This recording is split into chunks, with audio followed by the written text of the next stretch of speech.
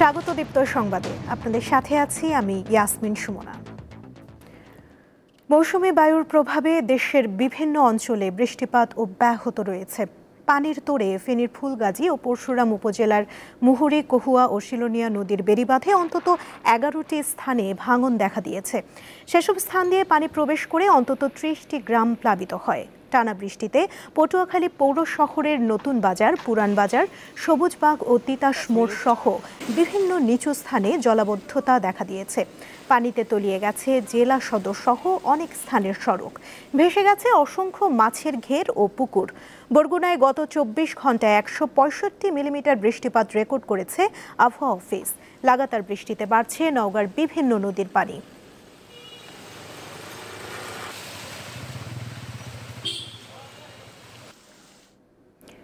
টানা বর্ষণে নোয়াখালীতে সৃষ্টি হয়েছে জলাবদ্ধতা। বিস্তারিত জানাতে যোগ দিচ্ছেন আমাদের সহকর্মী খায়রুল আনাম। খায়রুল, বৃষ্টির প্রভাব কেমন দেখছেন? বিস্তারিত আমাদের জানাবেন। সুবনা, প্রথমে যদি বলা যায় সেটি হচ্ছে গেল 12 ঘন্টায় কিন্তু প্রায় 200 মিলিমিটার বৃষ্টি হয়েছে নোয়াখালীতে। আমরা পানি উন্নয়ন বোর্ডের সাথে কথা বলেছি, তারা বলছেন যে 17 সেন্টিমিটার পানি বেড়েছে নোয়াখালীতে। 18 সেন্টিমিটার হলেই কিন্তু বিপদসীমার উপরে ধরা যায়। সেক্ষেত্রে কিন্তু গেল 12 ঘন্টার বৃষ্টিতেই কিন্তু 17 সেন্টিমিটার পানি উঠেছে। এছাড়া আমরা সকাল থেকে বিভিন্ন অঞ্চলে ঘুরে দেখেছি, গেল 36 ঘন্টার মধ্যে এই মাত্র 20 মিনিট বৃষ্টি বিরতি দিয়েছে। এছাড়া কিন্তু গেল 36 ঘন্টায় কিন্তু টানা বৃষ্টি হয়েছে, যার কারণে কিন্তু বিভিন্ন লোকালয়গুলোতে পানি উঠে গেছে, মাছের ঘের ভেসে গেছে। তবে সবচেয়ে বেশি বিপাকে পড়েছে শহরাঞ্চলের যে মানুষগুলো বসবাস করছেন। বিভিন্ন হাউজিংও গিয়ে দেখেছি তাদের একতলার যে ওয়াশরুম সেখানেও কিন্তু ভিতর দিয়ে পানি উঠে গিয়েছে। তার পাশাপাশি যে সরকারি আশ্রয়ণ প্রকল্পগুলো রয়েছে সেখানে কিন্তু থাকার মতো একদমই পরিবেশ নেই। আমরা বিভিন্ন আশ্রয়ণ প্রকল্পগুলোতে গিয়ে দেখেছি তারা কিন্তু তাদের মাল পত্র কিন্তু গুছিয়ে বিভিন্ন আত্মীয় স্বজনের বাসায় উঠার জন্য তারা প্রস্তুতি নিচ্ছে। এছাড়া বৃষ্টির কারণেই কিন্তু নোয়াখালীর যে উপকূলীয় অঞ্চলগুলো আছে, সুবর্ণচর, কোম্পানিগঞ্জ, সেখানে কিন্তু মাধ্যমিক স্কুলের অর্ধবার্ষিকী যে পরীক্ষা সেটিও কিন্তু স্থগিত করা হয়েছে। তার পাশাপাশি কিন্তু যে স্কুলগুলো আছে বুধবার, বৃহস্পতিবার বন্ধ ঘোষণা করা হয়েছে। তো আসলে সুবর্ণা, বলা যায় যে নোয়াখালীর যে বৃষ্টির পরিস্থিতি এভাবে যদি আর 2-1 ঘন্টা চলেই কিন্তু অনেকগুলো গ্রাম প্লাবিত হওয়ার শঙ্কা রয়েছে। তার পাশাপাশি নোয়াখালীর বিচ্ছিন্ন যে নিঝুম দ্বীপ সেখানেও আমরা কথা বলেছি, সেখানেও অবস্থা অনেকটাই খারাপ, কারণ জোয়ার আসলেই কিন্তু অনেকটাই আবহাওয়া খারাপ হতে পারে, এমনটাই তারা আশঙ্কা করছেন। তো এই ছিল নোয়াখালী থেকে আমার কাছে সর্বশেষ। খায়রুল, আপনাকে ধন্যবাদ। টানা বৃষ্টিতে পাহাড় ধসের পূর্বাভাস জানিয়েছে আবহাওয়া অফিস। তবে আগামীকাল থেকে বৃষ্টিপাত কমে আসতে পারে বলে পূর্বাভাসে বলা হয়েছে।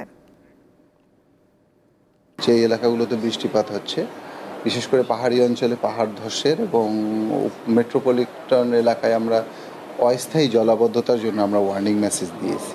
আজকের পর থেকে হয়তো বা বিকালের পর থেকে বৃষ্টিপাতের প্রবণতাটা অনেকটাই কমে আসবে এবং সারা দেশেই বৃষ্টিপাতের প্রবণতাটা কমে আসবে। এবং এখন যে রংপুর বিভাগ বাদ দিয়ে বলতেছি, হয়তোবা সামনে দেখা যাবে যে রংপুর বিভাগেও কিছু বৃষ্টিপাতের সম্ভাবনা আছে। যেহেতু এটা বর্ষাকাল, আপনার একেবারে যে বৃষ্টিপাত শেষ হবে, একেবারে বৃষ্টিপাত হবে না, এটা বলা মানে একটা অমূলক কথা। বাংলাদেশে 2024-এর জুলাইয়ে অভ্যুত্থান দমন অভিযানে সরাসরি গুলি চালানোর নির্দেশ দিয়েছিলেন তৎকালীন প্রধানমন্ত্রী শেখ হাসিনা। তার ফাঁস হওয়া অডিও কলের সত্যতা নিশ্চিত করেছে বিবিসিআই। গত মার্চে অনলাইনে ফাঁস হওয়া অডিওতে হাসিনাকে বলতে শোনা যায়, প্রয়োজনে প্রাণঘাতী অস্ত্র ব্যবহার করো, যেখানে পাবে গুলি করবে। বিবিসির তথ্য মতে বাংলাদেশ সরকারের টেলিযোগাযোগ নজরদারি সংস্থা এনটিএমসি এই কলটি রেকর্ড করেছিল। কলটি হাসিনার ঢাকার বাসভবন গণভবন থেকে 18 জুলাই করা হয়। বিবিসি ও ফরেনসিক প্রতিষ্ঠান ইয়ারশট কলটির প্রযুক্তিগত বিশ্লেষণ করে নিশ্চিত করেছে এটি কৃত্রিম নয় এবং কোনোভাবেই কাটাছেঁড়া বা পরিবর্তন করা হয়নি। বিবিসি আরও জানিয়েছে, 5ই আগস্ট ঢাকার যাত্রাবাড়িতে পুলিশের গুলিতে অন্তত 52 জন নিহত হয়। আর জাতিসংঘের তদন্ত অনুযায়ী গত বছরের বিক্ষোভে প্রায় 1400 জন প্রাণ হারান।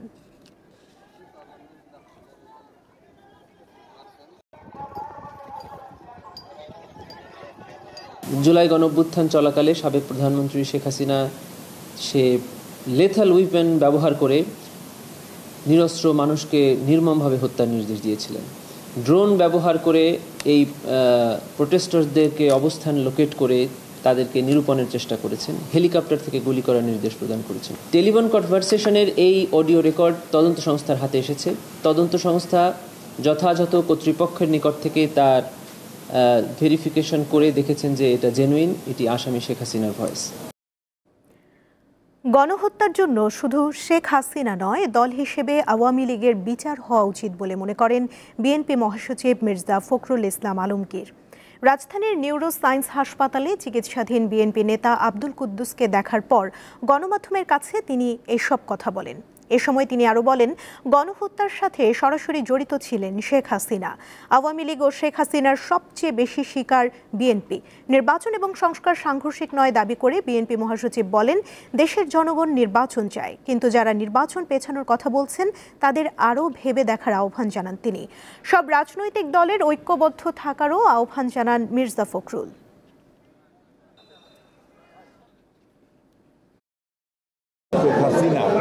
তিনি এককভাবে আমি মনে করি responsible for the killing of thousands of people এবং যেন টর্চার নিপীড়নের জন্য তিনি দায়ী। তার বিচারের জন্য শুরু হয়েছে। আমরা আশাবাদী তার তিনি ও তার সঙ্গে যারা এই হত্যাকাণ্ডের সঙ্গে গণহত্যার সঙ্গে এবং এই ফ্যাসিড আক্রমণের সঙ্গে জড়িত প্রত্যেকেরই বিচার হবে। সেই হিসাবে দল যদি আইনের আওতায় নিয়ে এসে দলও যদি এমন দেখা যায় যে দলগত হিসাবে, তাহলে অবশ্যই তাদের বিচার হওয়া উচিত বলে আমি মনে করি। দুর্নীতি দমন কমিশন দুদকের সহকারী পরিচালকের পদ থেকে চাকরিচ্যুত শরীফ উদ্দিনকে চাকরি ফিরিয়ে দিতে নির্দেশ দিয়েছে হাইকোর্ট। বুধবার হাইকোর্টের একটি ডিভিশন বেঞ্চ এই আদেশ দেন। আদেশে শরীফকে যাবতীয় পাওনা বেতন ও সুযোগ সুবিধাও দিতে বলা হয়েছে। 2023 সালের 16 ফেব্রুয়ারি দুর্নীতি দমন কমিশনের উপসহকারী পরিচালক মোহাম্মদ শরীফ উদ্দিনকে অপসারণ করা হয়।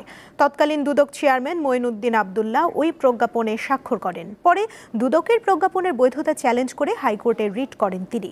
আদেশের পক্ষে যাওয়ায় ন্যায় বিচার পাওয়ার কথা জানান শরীফ। আল্লাহর কাছে শুকরিয়া আদায় করছি। পাশাপাশি আমার আইনজীবী প্যানেল, আমার শুভাকাঙ্ক্ষী, বিশেষ করে যারা গণমাধ্যম কর্মী, যারা সামাজিক যোগাযোগ মাধ্যমে আমার বিষয়ে সরব থেকেছেন, দুর্নীতি বিরুদ্ধে সোচ্চার থেকেছেন, তাদের প্রতি এবং দেশবাসীর প্রতি কৃতজ্ঞতা জ্ঞাপন করছি। যাতে আমি আমার বয়স অল্প, প্রায় 37 চলে, আমি যাতে সামনের দিনগুলো দুর্নীতির বিরুদ্ধে কমিশনের আদেশে আদিষ্ট হয়ে আমি একজন কমিশনের সৎ কর্মচারী হিসেবে চলতে পারি, সেজন্য আমাকে দোয়া করবেন। আন্তর্জাতিক প্রসঙ্গ। ইউক্রেনে যুদ্ধ চলমান রাখার কারণে রাশিয়ার প্রেসিডেন্ট ভ্লাদিমির পুতিনের উপর সন্তুষ্ট নন যুক্তরাষ্ট্রের প্রেসিডেন্ট ডোনাল্ড ট্রাম্প। তাই মস্কোর বিরুদ্ধে নতুন নিষেধাজ্ঞা আরোপের কথা বিবেচনা করছেন তিনি। মঙ্গলবার হোয়াইট হাউসে মন্ত্রিসভার বৈঠকে এ কথা বলেন ট্রাম্প। পুতিন অনেক মানুষ হত্যা করছেন, তার নিজের সৈন্যরাও মরছে, ইউক্রেনের লোকজনও মরছে বলে বৈঠকে মন্তব্য করেন মার্কিন প্রেসিডেন্ট। সিনেটের পক্ষ থেকে রাশিয়ার বিরুদ্ধে নতুন নিষেধাজ্ঞা প্রস্তাব বিল সম্পর্কে জানতে চাইলে ট্রাম্প জানান তিনি বিষয়টি খুব গুরুত্ব দিয়ে দেখছেন, তবে আদৌ এই নিষেধাজ্ঞা বাস্তবায়ন করবে কিনা তা স্পষ্ট করে বলেননি তিনি। ট্রাম্প জানিয়েছেন ইউক্রেনকে আরও অস্ত্র দেবে যুক্তরাষ্ট্র, যার বেশিরভাগই হবে প্রতিরক্ষামূলক অস্ত্র।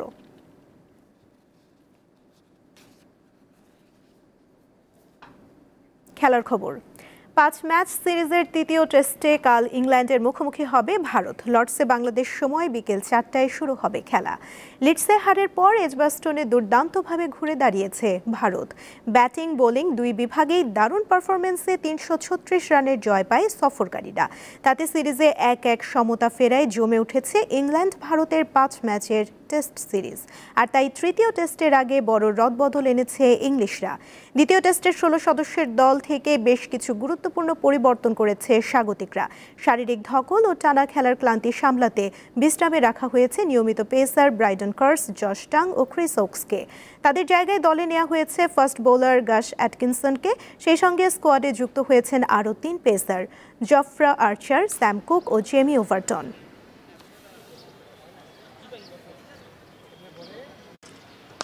এই ছিল এখনকার মতো। পরবর্তী সংবাদ বেলা 3টায় দেখার আমন্ত্রণ রইল। এছাড়া আরও তথ্য এবং বিনোদন জগতের নানা খবর পেতে যুক্ত থাকুন দীপ্ত ডিজিটাল প্ল্যাটফর্মের সাথে। ধন্যবাদ সবাইকে।